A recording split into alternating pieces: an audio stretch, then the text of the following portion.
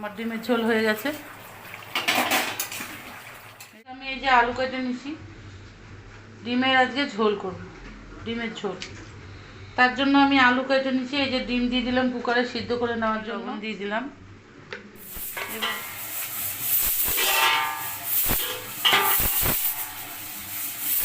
লঙ্কা আর রসুন আদা আমি এখন বেটে নেব ডিমের ঝোল করার।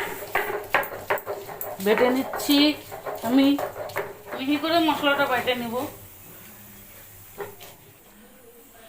লঙ্কা রসুন আদা একসাথেই বাটছি, এটা আমি নামিয়ে নিলাম।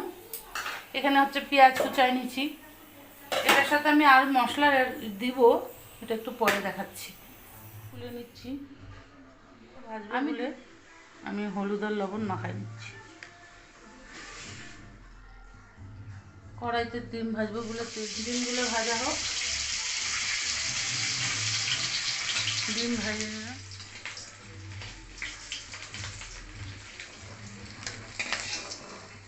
একটু আলুটা ভেজে নেব।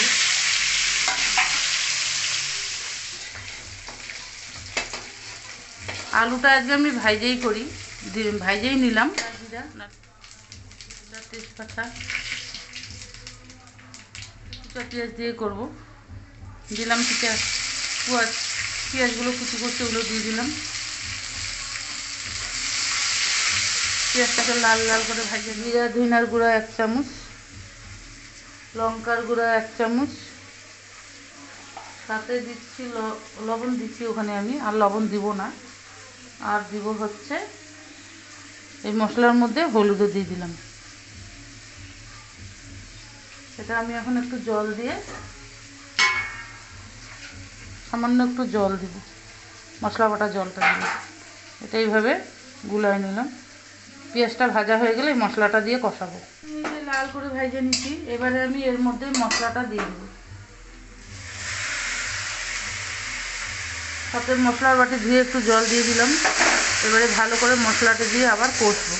এটাকে এরকমভাবে কষায় নিতে হবে।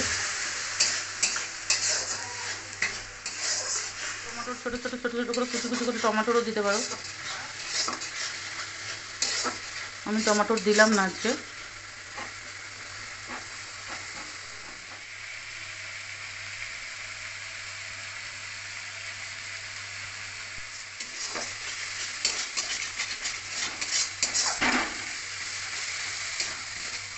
হয়ে গেছে, এবার আমি দিব আলু।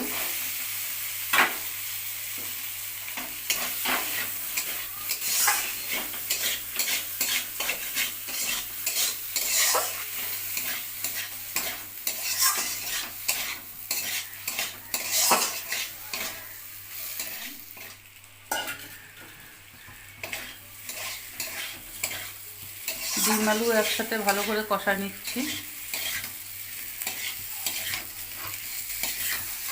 দিয়ে দিলাম